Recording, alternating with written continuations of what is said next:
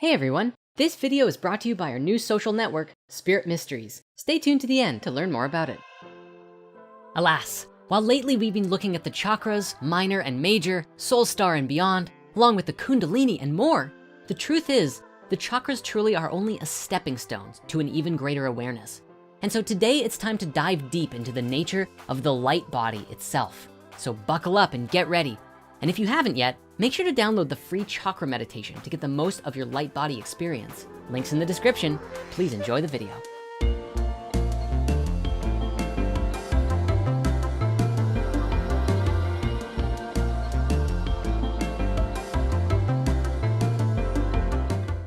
When exploring the light body, one of the first things you might learn is actually about auras.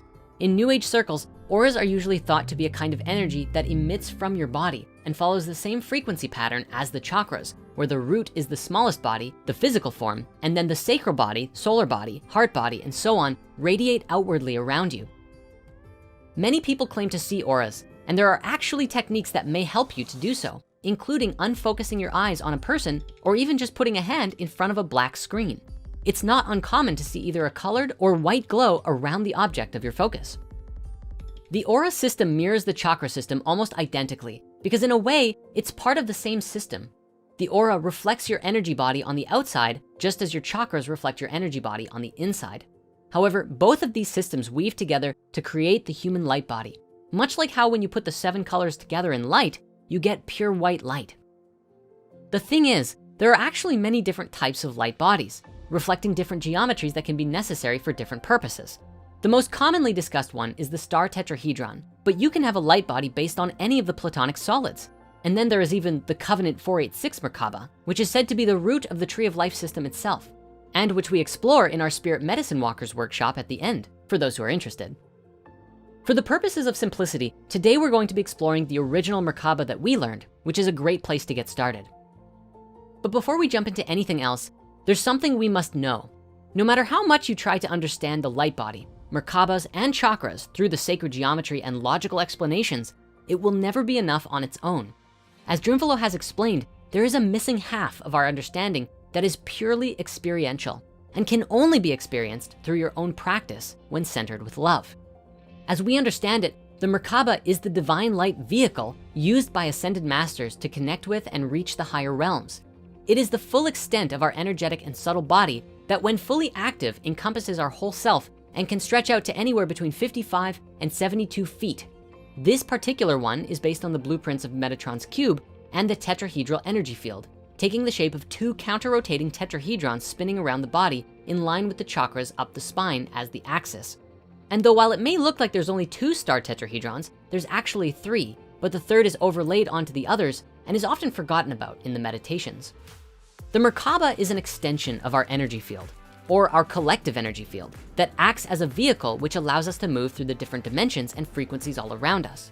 The word itself actually comes from the Hebrew word that means chariot or cart and forms a huge part of Ezekiel's vision in the tradition of Merkaba mysticism. In the book of Ezekiel, the Merkaba is used to refer to the throne chariot of God, the 4-wheeled vehicle driven by 4 cherubim, each of which has 4 wings and 4 faces of a man, lion, ox, and eagle, often which are esoterically seen as reflections of the 4 elements. For the most part, the teachings of the Merkaba mysteries revolved around the visions of the prophet, which were centered around stories of ascension and people transcending the physical world into the realm of God. Some writers have even argued that early Christian theology and discourse was influenced by the Jewish Merkaba tradition to some extent. In fact, some see the accounts of St. Paul, who has been argued to be influenced by Gnosticism, to be one of the earliest first accounts that we have of a Merkaba mystic in Jewish or Christian literature. Throughout Kabbalistic history though, discussions concerning the Merkaba were limited to only the most worthy sages, as it was considered overzealous to ponder on the nature of higher worlds and what they looked like.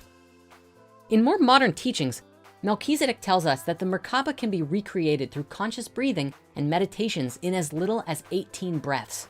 The first 6 are for balancing the polarity, the next 7 are for proper pranic flow through the entire body, and the final breaths are from shifting the consciousness from 3rd to 4th dimension.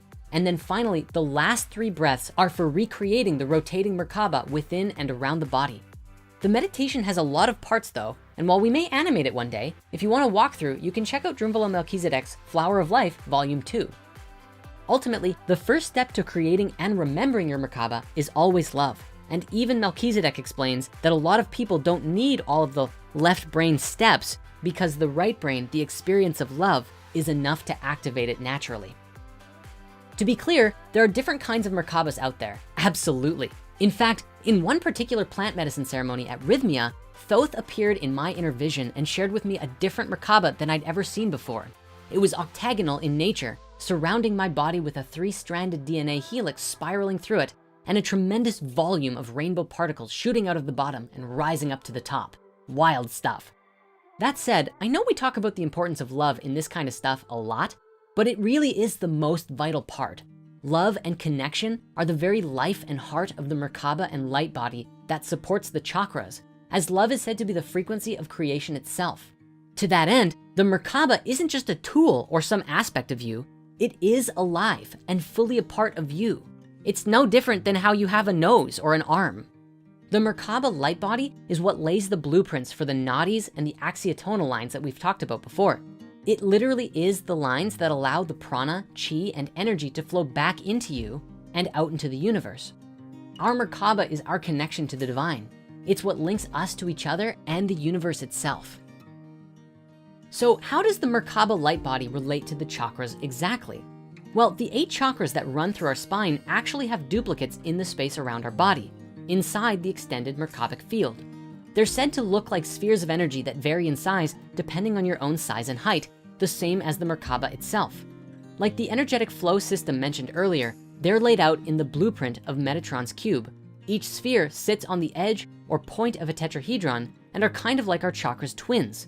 And Melchizedek said he was actually able to find a record of them using a molecular emission scanner. So when it comes down to it, you can think of our spiritual structure like this. First, there is the energy flow through the chakras, which is facilitated by the nadis when we breathe in and out. From there, the meridian points and lesser chakras reach every cell in the body. On top of that, we have the prana field, which is very close to the body and is generated by the flow of energy through the chakras.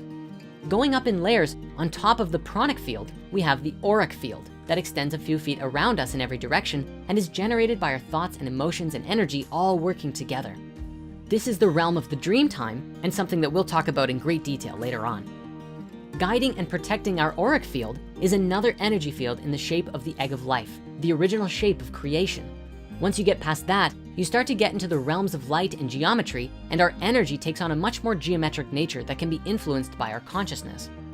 Herein we find the light body, yet these geometries are overlaid across and through all of our lesser systems, much like how streams branching off from a river will be like a smaller fractal of the greater body from which it comes. When you bridge your newly mastered lower centers with the previously unknown higher centers, and when you're willing to step through that doorway into what's next, everything in your life has the capacity to change as you step into the life of an empowered creator, creating creation with all that is. Salutations. We're on the cusp of a whole new reality. Surely you can feel it. After all, you're a vital part of it. Our world is changing and we are changing, but changing into what? When we make the sovereign decision to be the change we want to see, we participate with the global transformation and blend our energies together, making for a greater, more positive shift of ages. As we deepen our understanding of ourselves, we expand into what's possible for the world around us. And what better way to deepen into ourselves than by connecting with each other like a chapel of sacred mirrors? Thank you, Alex Gray. Seeing each other in our aliveness helps all of us to step into our creative power, remembering that we are spiritual beings having a human experience. It leads to both knowing ourselves deeper and removing obstacles and limitations from our own energy field, because we learn from each other how to find the elusive way of spirit and balance that with our human nature. So many of us have been walking the solo path for a long time, or only had a few friends that they really felt they could connect with. I know that because it's a part of my story too. Back when spirit science was first made, it was a very different world, but the same thing happened that is still happening now. Our YouTube channel and social presence is a place of open-hearted connection, and we so cherish the love and comments that we receive from you. both then and now. And I feel a sense of closeness with this community that I've never really felt before, truly. And today, I wanna invite this community to come a little bit closer. I wanna invite you to come and experience Spirit Mysteries, now freely available to every spiritual seeker. Spirit Mysteries is a spiritual social network, but it's more than that too. It's a school for the mystic arts and a sanctum for the evolution of consciousness. Said in a lofty spiritual way, it's a space where we may all spiral together in a great energetic field and create massive ripples within the human consciousness field. Within our hallowed halls and crystal classrooms, we host daily polls and questions, weekly events and gatherings, lunar ceremonies, complementing nicely with the all-member chat and activity feed that you can use to connect with your global spirit family. Our theme of the month while we're putting this video together is currently Christ consciousness. But at our next lunar ceremony, it's going to shift into practical magic, just in case you're interested. It shifts every month, so there's always something new that's coming through in our energetic fields together. Membership is free. You can become a seeker of the mysteries by visiting www.spiritmysteries.school. Thanks, I'll see you there.